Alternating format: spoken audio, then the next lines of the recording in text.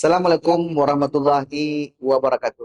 Waalaikumsalam warahmatullahi wabarakatuh. Pemirsa Lentera Rakyat Official dimanapun berada, saya Rio Martin, host pada program Kupas Manis dengan tema yang kita akan bincangkan dengan narasumber yang memiliki kompetensi, yaitu ekonomi kerakyatan. Alhamdulillah di ruang studio kita sudah hadir salah satu tokoh masyarakat Sumatera Barat yang memiliki konsen pemahaman dan pemikiran seputaran ekonomi kerakyatan. Bagaimana pengalaman beliau ataupun pemikiran beliau untuk maju ke masyarakat, terutama di sektor ekonomi kerakyatan. Tak kenal makanya tak sayang. Untuk itu mari kita memperkenalkan narasumber kita pada malam hari ini yang telah hadir bersama kita. Assalamualaikum warahmatullahi wabarakatuh. Waalaikumsalam. Selamat malam Pak Haji Murdani. Malam. Salah satu tokoh masyarakat Sumatera Barat. Terima kasih Pak telah menyediakan waktu di podcast Lentera Rakyat Official untuk menggali lebih dalam apa sih sebenarnya ekonomi kerakyatan itu sendiri, atau apakah sama ekonomi kerakyatan dengan yang akhir-akhir ini lagi marak muncul di permukaan, yaitu UMKM, usaha mikro kecil dan menengah. Nah, sebelum kita membahas lebih dalam konsep ekonomi kerakyatan ataupun UMKM, saya secara pribadi dan juga mungkin pemirsa Lentera Official dimanapun berada penasaran nih dengan sosok Haji Murdani, karena saya pribadi pun melihat beliau ataupun membaca biografi beliau itu di media sosial, di beberapa koran. Tapi bagaimana latar belakang sosok Haji Murdani? Jadi Pak, jadi sebelum Bapak ke sini sudah sarapan Pak, supaya kita acara ini cukup lama Pak. Ya, siap. Sudah sarapan Pak ya? Sarapan malam, makan malam. Sudah, alhamdulillah. Saya juga begitu. Selaku host sebelum wawancara ini sudah makan malam. Begini Pak Pak Murdani, bisa Pak menyampaikan latar belakang ataupun background Bapak pada kita semua? Kenapa Bapak sekarang menjadi pembicaraan di kalangan masyarakat Sumatera Barat? Silakan Pak. Oke, terima kasih host Bung Rio. Sebetulnya apa yang host sampaikan tadi itu saya tidak siapa-siapa lah, orang biasa aja gitu. Bahwa saya memang berlatar belakang ekonomi dan keuangan itu mungkin karena pendidikan dan pekerjaan selama ini. Bapak berlatar belakang ekonomi dan keuangan? Ya, karena saya kuliah di ekonomi, di jurusan akuntansi. Sampai ke S2-nya masalah keuangan. Dan saya lama bekerja di perbankan hampir 23 tahun. 23 tahun? Nah, dari tahun berapa? Dari tahun 77 sampai tahun 2003. Saya bekerja di perbankan. Saya berkiprah dan berkarya di 5 bank. Berkiprah dan berkarya di 5 bank. Pertama masuk itu saya bekerja di Bank Nasional, yang kantor pusatnya di Kampung Cina sini, Jalan Hayani. Bank Nasional ya. Terus sampai saya pindah ke Jakarta. Dari Bank Nasional itu saya pindah ke Bank Citra. Ke Bank Suma. Karena dilikuidasi, pindah lagi ke Bank Citra. Ya. Waktu di Bank Citra, direkrut oleh Bank Nagari. Karena Bank Nagari tahun 96 buka cabang di Jakarta, saya ditawarin untuk bekerja di Bank Nagari sampai 5 tahun, pindah lagi ke Bank Mega, menjadi kepala cabang di Padang. Itu latar belakang saya, kira-kira kenapa saya sering berbicara masalah apa yang host sampaikan tadi, masalah ekonomi kerakyatan. Dari tahun 77 sampai tahun 2003 Tiga. Ada 5 bank yang Ya. pernah Bapak ikut langsung mengurusinya.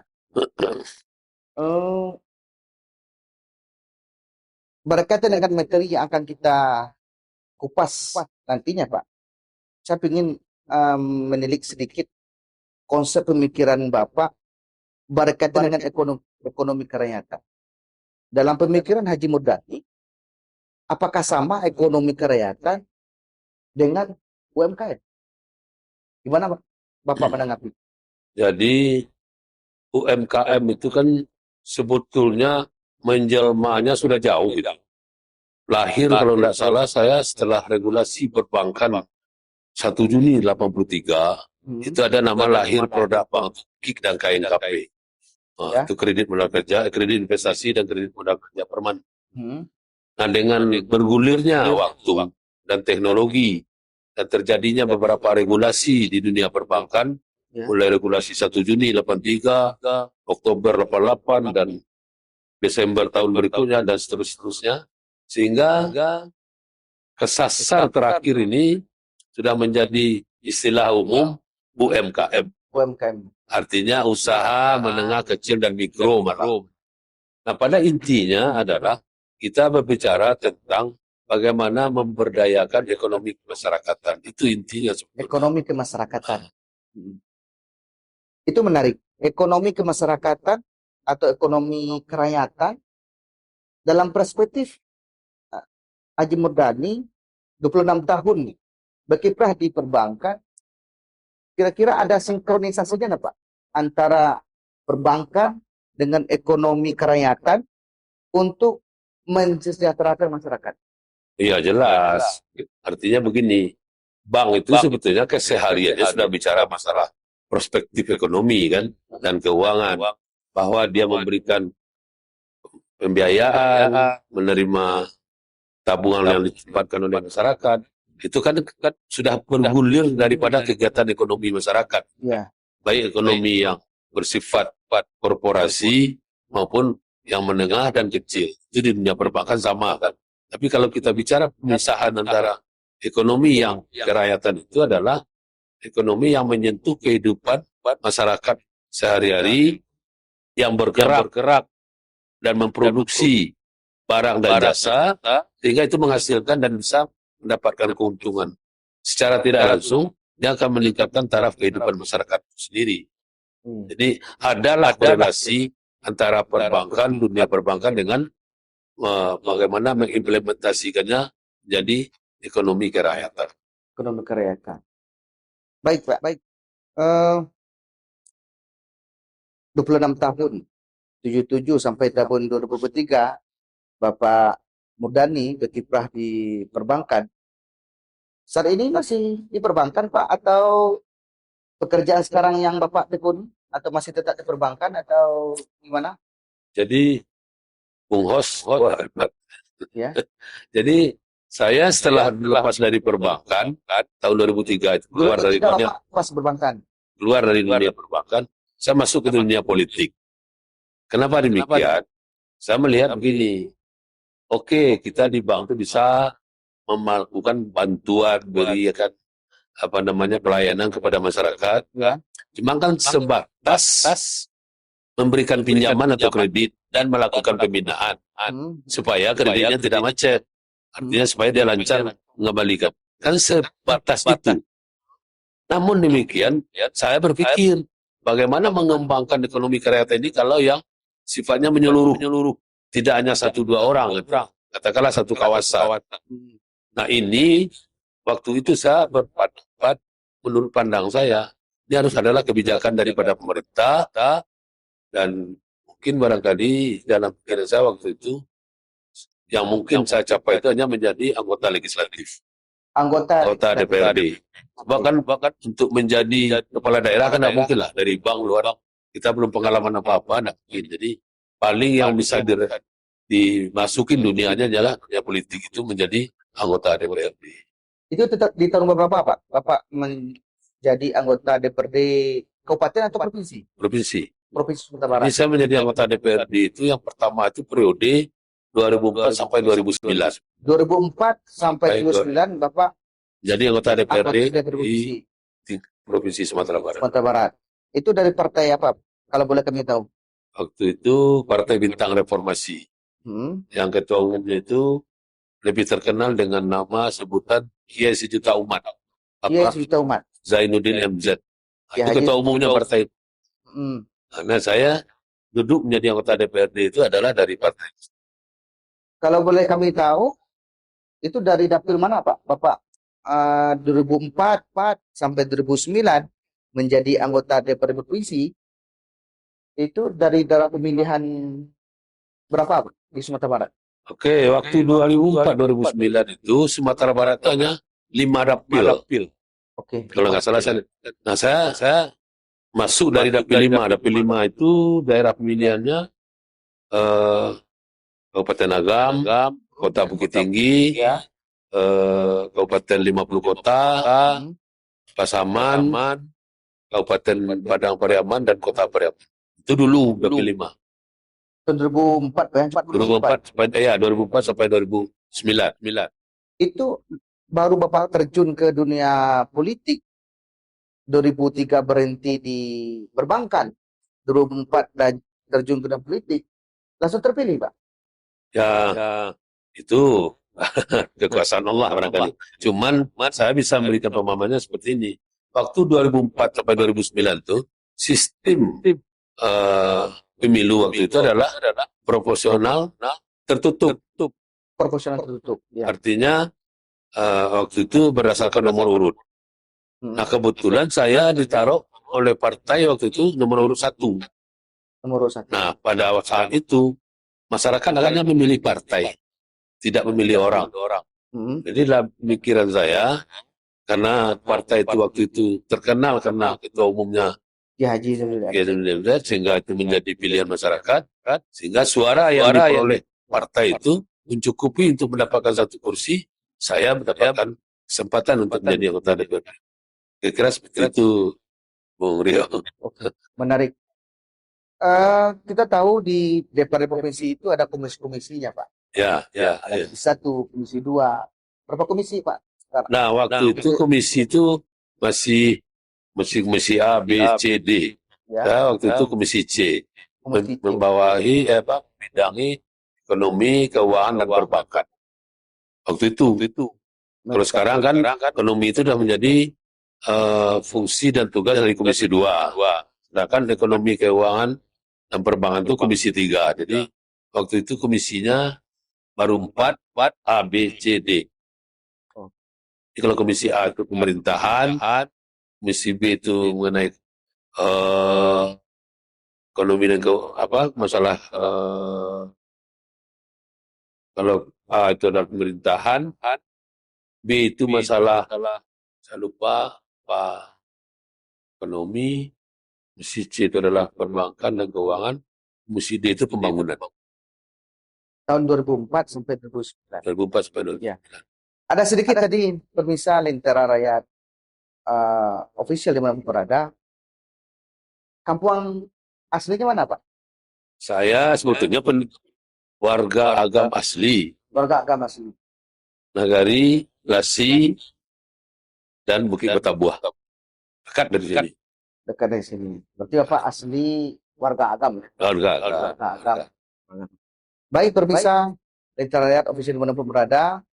Itulah di sisi pertama latar belakang sosok Haji Murdani, seorang perbankan dari tahun 77 sampai tahun 23. Bagaimana kiprah beliau ketika menjabat sebagai anggota DPRD 2 periode? Kita break sejenak.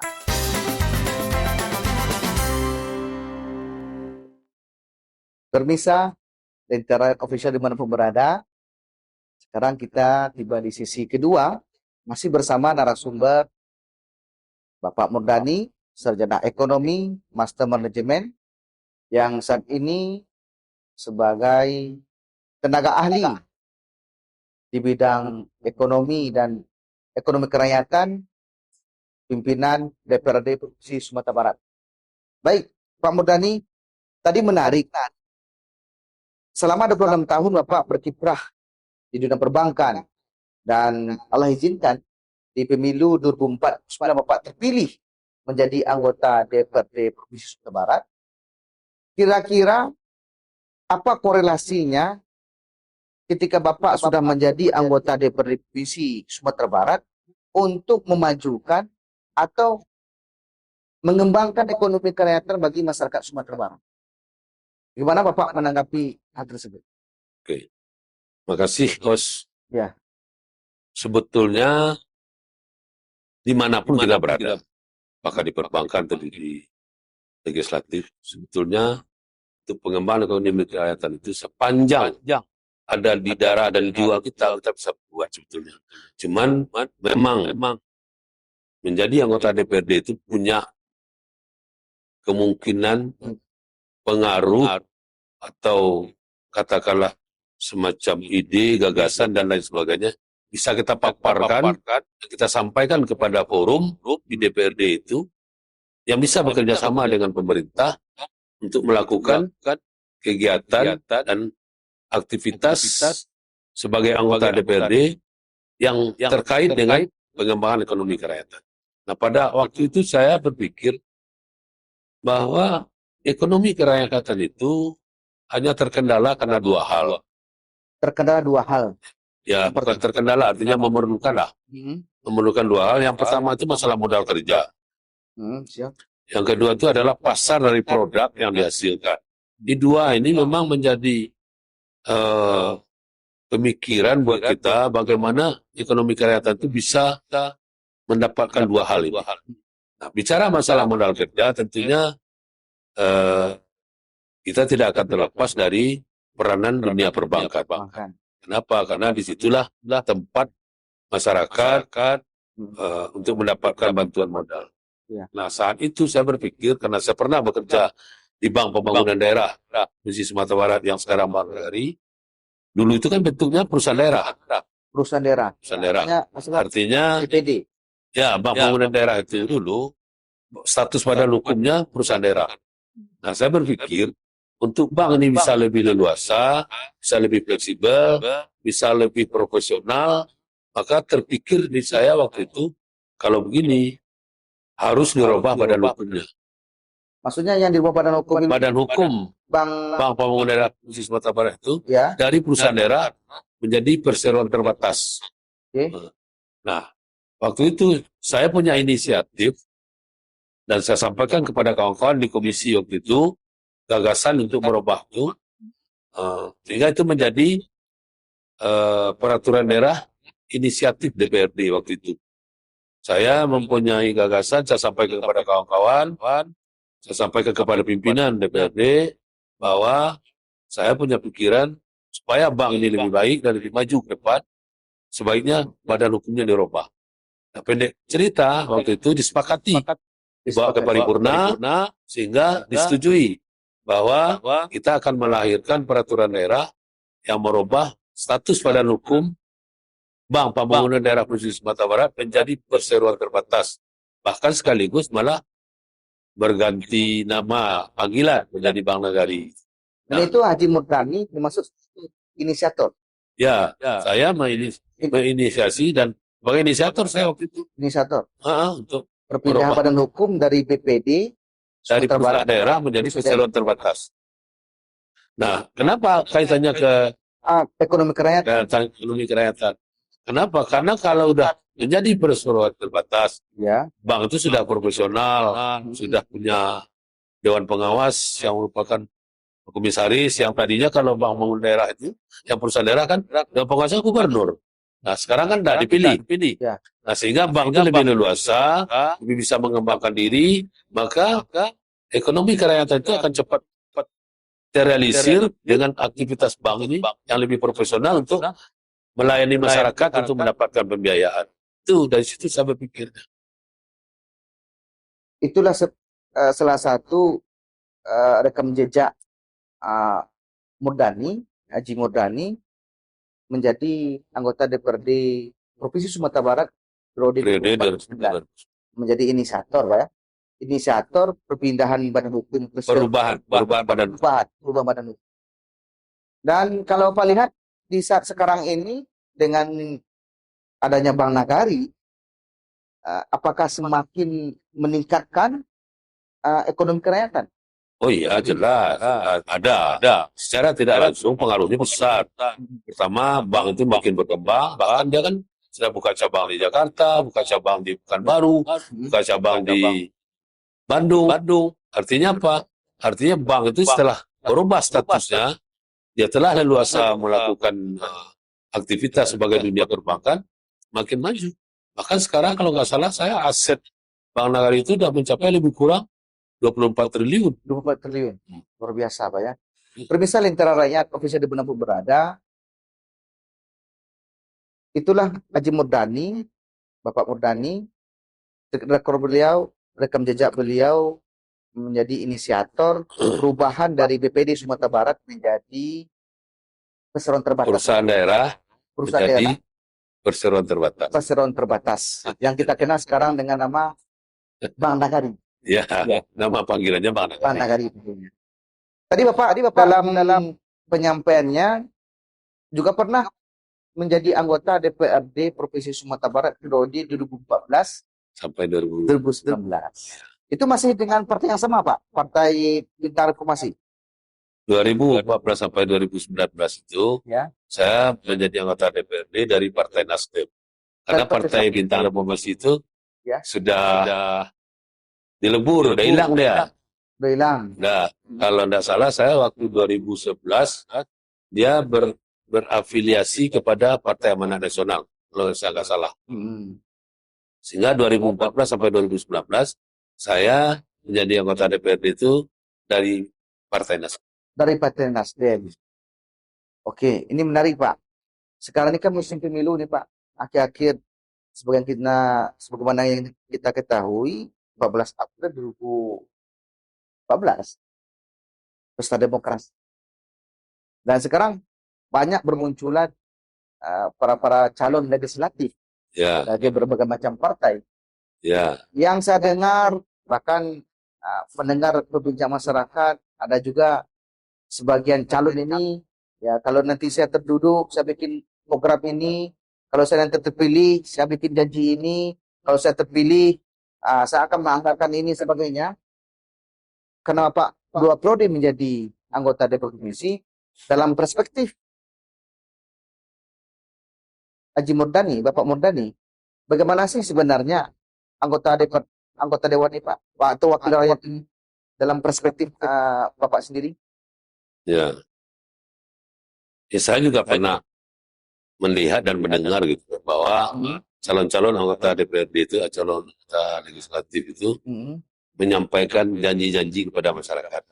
Saya pernah melihat, saya pernah mendengar. Atau Bapak juga pernah melakukan itu di periode 2004-2009? Saya tidak mau berjanji. Periode saya tidak 2019? Nah, saya tidak pernah berjanji. Saya hanya menyampaikan inilah yang dilakukan oleh anggota DPRD. Kenapa? Karena anggota DPRD itu kan pemerintah. Ya. Termasuk dalam bagian pemerintah. Jadi kalau pemerintahan, DPRD dan pemerintah. Kan itu, kan bagian. Sehingga tidak akan mungkin lah anggota DPRD akan memberikan janji-janji dan lain sebagainya sepanjang pemerintah daerah tidak tahu. Kenapa? Karena uang itu, eksekusinya itu ada di pemerintah, bukan di DPRD. DPRD itu kan tugasnya cuma menyusun anggaran, membahas lah, ya kan, mengawasi dan membuat aturan lain, membentuk peraturan daerah. Jadi kalaupun ada janji-janji yang disampaikan oleh anggota DPRD, tentunya kesepakatan dengan pemerintah daerah dalam menyusun anggaran, dan bahkan di situ itu ada yang kita sepakati, anggota DPRD ini kita berikan semacam katakanlah uang atau dana untuk menjadi pokok-pokok pikiran mereka sepanjang yang dia tampung dari aspirasi masyarakat. Itulah yang dinamakan, orang lebih mengenalnya dengan pokir gitu. Dana pokir, Pak ya? Dana pokir. Itu yang mungkin dilakukan oleh DPRD.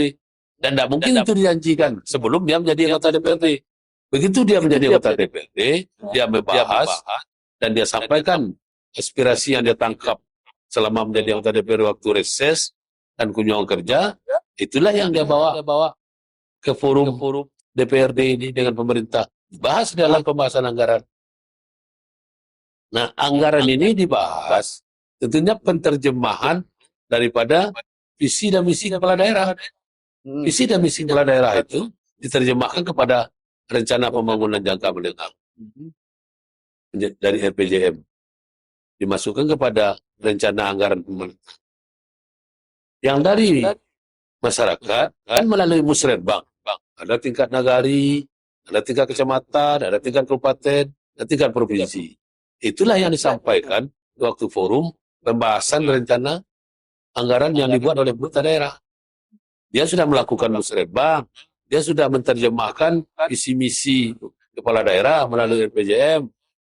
Nanti akan menjadi dia rencana anggaran. Rencana anggaran ini nanti akan menjadi kebijakan umum anggaran dulu. Sepakati itu dulu. Nah, bagaimana plafon dari tiap-tiap kegiatan atau aktivitas yang akan dilakukan oleh pemerintah. Dia yang sebetulnya yang lebih berwenang menentukan. Kita DPRD menilai, melakukan evaluasi terhadap apa yang sudah diterjemahkan dari visi misi pemerintah daerah RPJM dan musrenbang ini menjadi RAK dan menjadi KUA dan PPAS, katakan PPAS itu adalah penetapan plafon sementara. Nah, itu sudah disepakati, itu dikonsultasikan dulu ke Mendagri, tidak bisa semena-mena harus disetujui, dibelanjakan, tidak seperti itu. Menarik apa yang Bapak sampaikan tadi, ada dana pokir. Ini masyarakat, ini pemirsa mungkin lebih cenderung mengatakan setiap anggota dewan itu atau wakil rakyat punya dana pokir. Ya. 2014 sampai 2019, Bapak diamanahkan lagi menjadi anggota DPRD Provinsi Sumatera Barat. Cuman dari partai berbeda, partai Nasdem, Nasional Demokrat. Kira-kira apa track record Bapak 2014-2019 dengan dana pokir yang dimiliki? Kalau boleh kami tahu, dana pokir anggota di provinsi ini berapa? Jadi bervariasi dan itu dia berubah-ubah. Besaran uang atau katakanlah dana untuk pokok pikiran anggota dewan itu setiap individu itu tentu basisnya adalah APBD. Basisnya APBD. Iyalah. Waktu APBD ini dibahas oleh pemerintah daerah, dalam hal ini adalah tim pembahasan anggaran daerah oleh pemerintah atau TAPD dengan di DPRD itu juga dibentuk badan anggaran. Jadi tidak semua anggota dewan juga ikut membahas. Yang membahas itu adalah badan anggaran. Itu ditentukan oleh fraksi masing-masing. Siapa orang? Itu dibahas. Nah, pokok pikiran itu kita lihat dulu kemampuan keuangan daerah.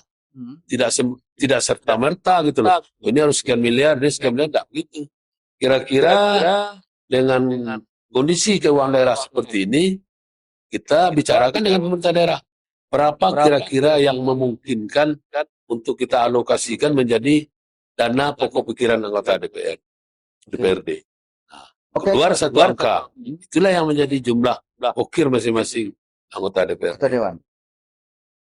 Saya pernah mendengar Pak, kalau anggota DPR provinsi ini dana pokirnya sekitar 7 miliaran. Nah, pernah saya mendengar. Kira-kira dana pokir yang dimiliki oleh anggota DPRD masing-masing provinsi itu, Pak, untuk meningkatkan ekonomi kerakyatan apakah bisa? Dalam perspektif Bapak Murdani, kira-kira apa korelasinya dana pokir dengan ekonomi kerakyatan? Oke, itu Boryo ini sebetulnya sudah bisa menjadi anggota DPRD juga. Ya, menarik pemirsa. Untuk jawaban ini akan kita kupas tuntas di sesi terakhir. Bagaimana korelasi dana pokir untuk memajukan ekonomi kemasyarakatan. Kita break sejenak.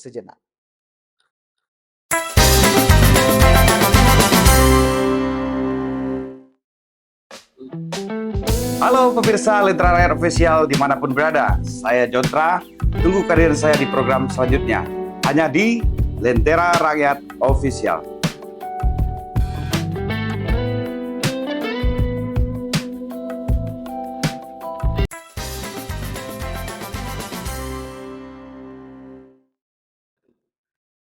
Pemirsa Lentera Rakyat Official dimanapun berada, di sesi ketiga ini kita akan lebih mendetailkan perspektif ataupun pandangan seorang tokoh yang bernama Murdani, SEMM, berkaitan dengan ekonomi kerakyatan. Baik, Pak Murdani, tadi di sesi kedua sebelum kita akhiri menarik tadi dana pokir. Jadi apa sih sebenarnya dana pokir itu, Pak?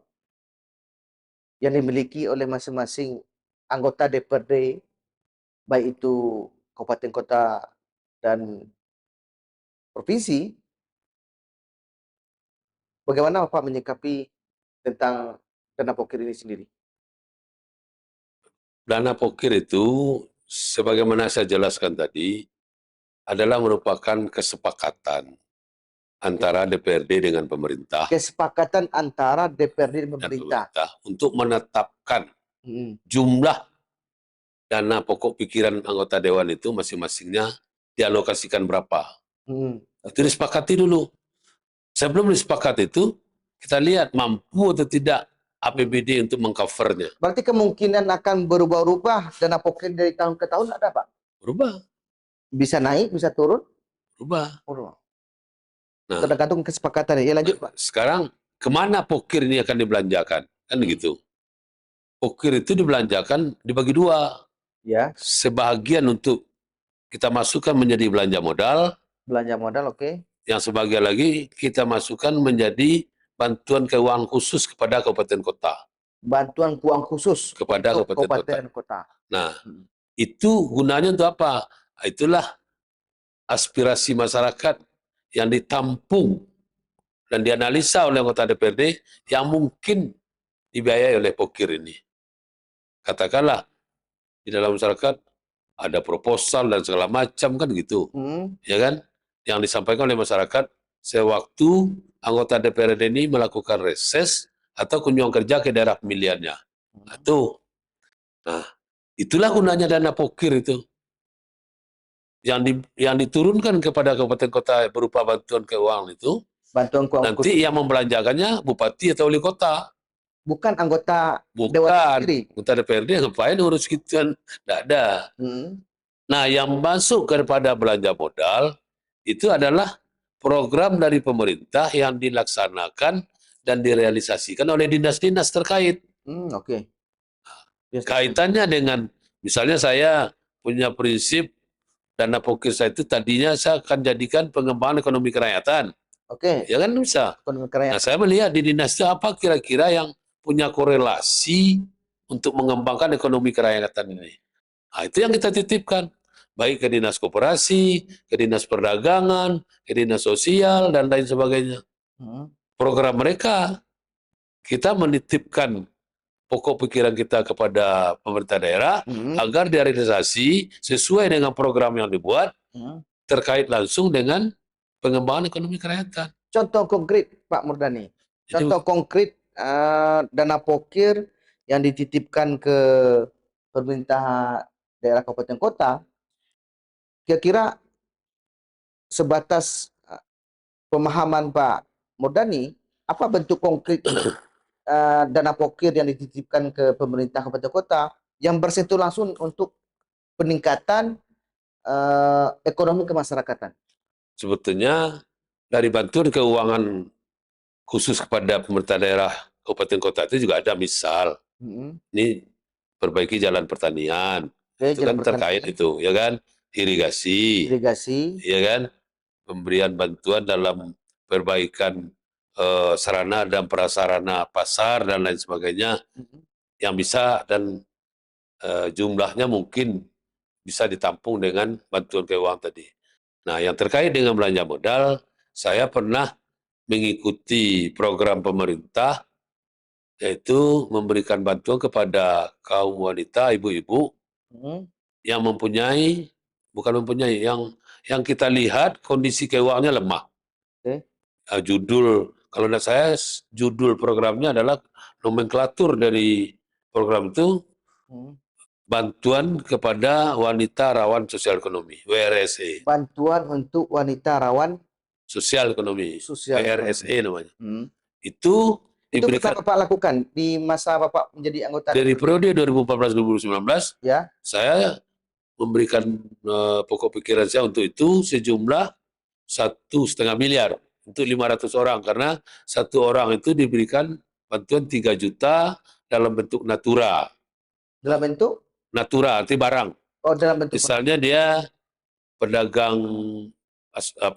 jual gorengan. Kita berikan dia bantuan minyak gorengnya, beli tepung, beli pisangnya, beli penggorengan, mungkin beli packing dan lain sebagainya.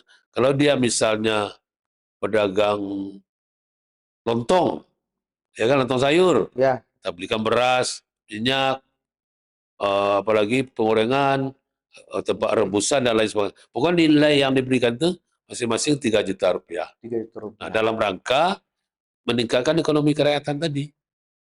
Jadi ada loh, pokir itu ada korelasinya, ada korelasi. Ada korelasinya untuk meningkatkan ekonomi kerakyatan di masyarakat. Ada korelasinya. Baik pemirsa, Lentera Rakyat dimanapun berada, ada satu hal yang menarik bagi saya dan mudah-mudahan juga menarik bagi pemirsa Lentera Rakyat dimanapun berada. Akhir-akhir ini lagi viral di beberapa grup WA ataupun media online,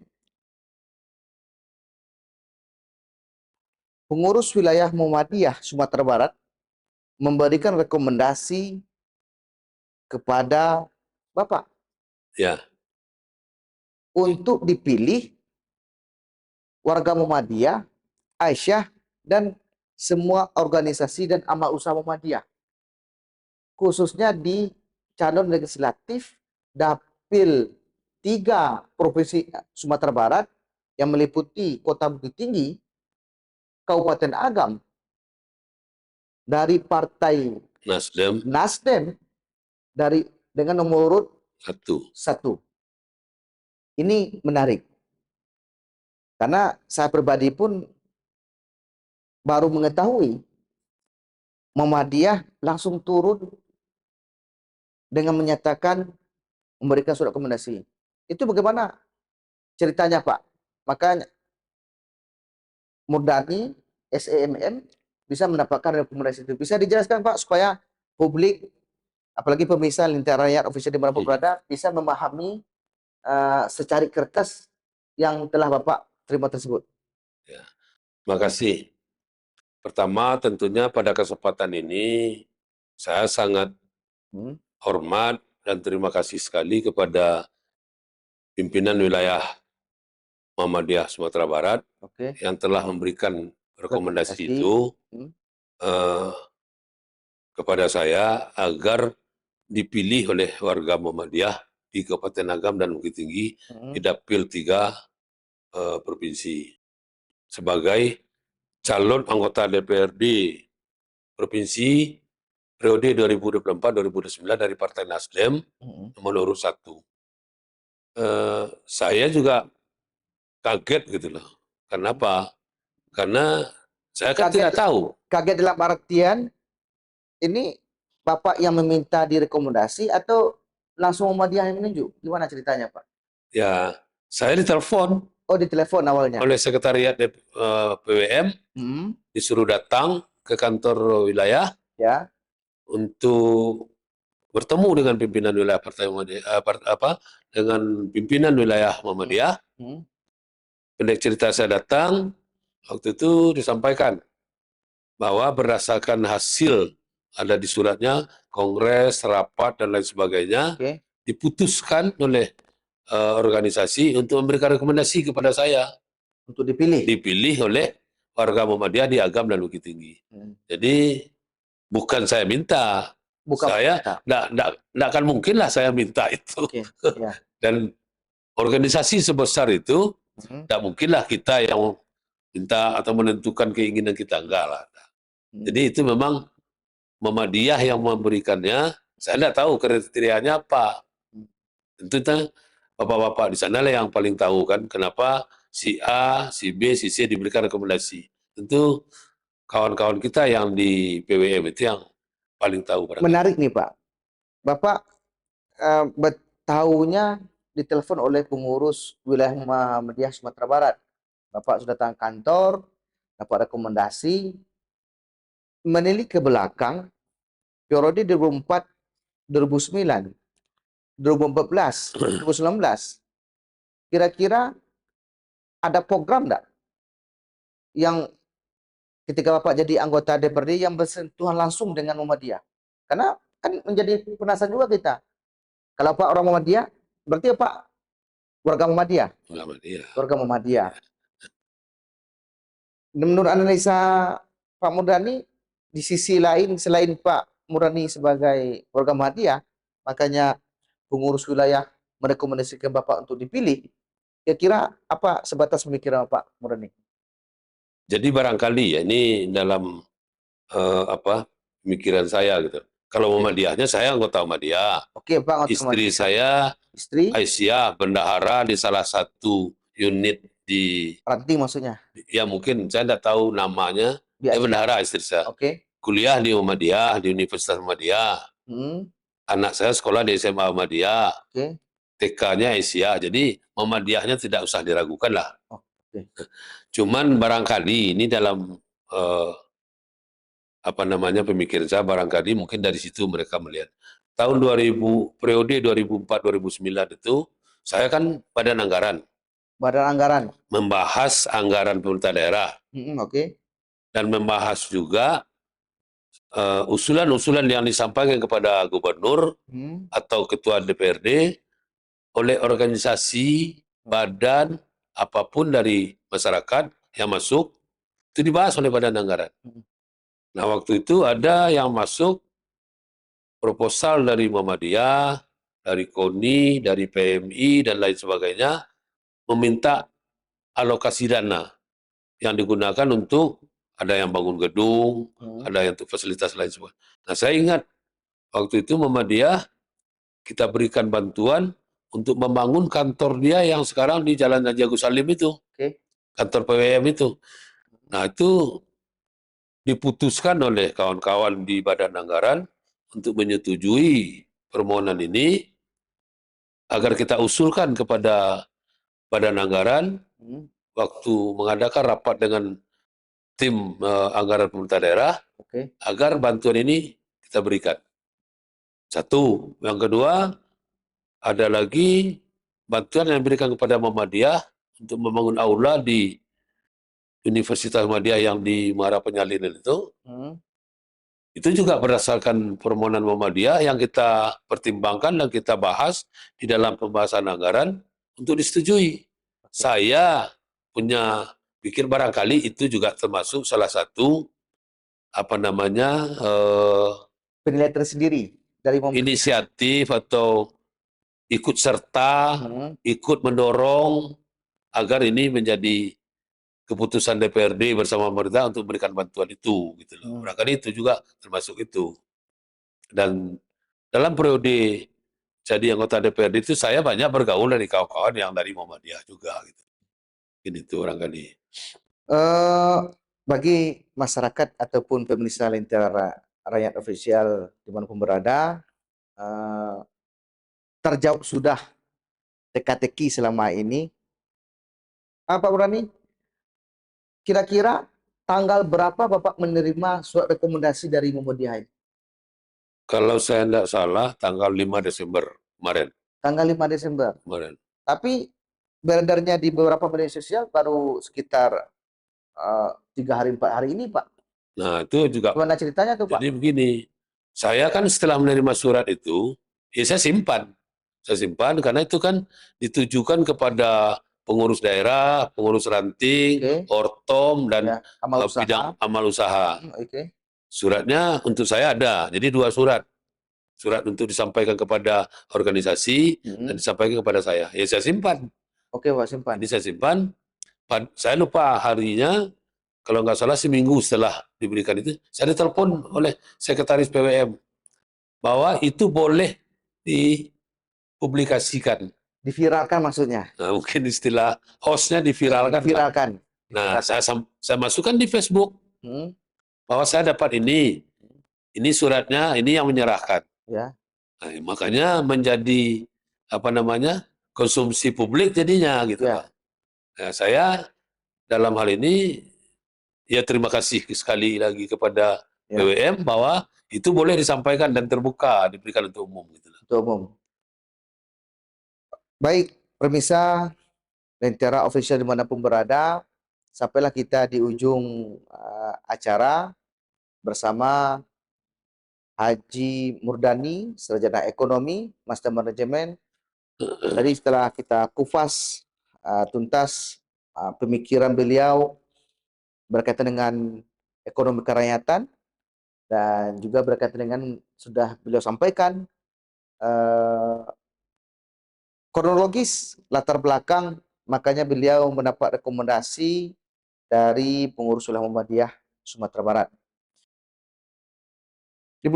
Di penghujung acara ini, saya selaku host menyampaikan terima kasih kepada pemirsa yang telah menonton, mengikuti acara Kupas Manis dengan tema ekonomi kerakyatan dengan Bapak Murdani. Akhirul kalam, apabila kata tidak terletak pada tempatnya, saya mohon maaf. Wabillahi taufiq wal hidayah.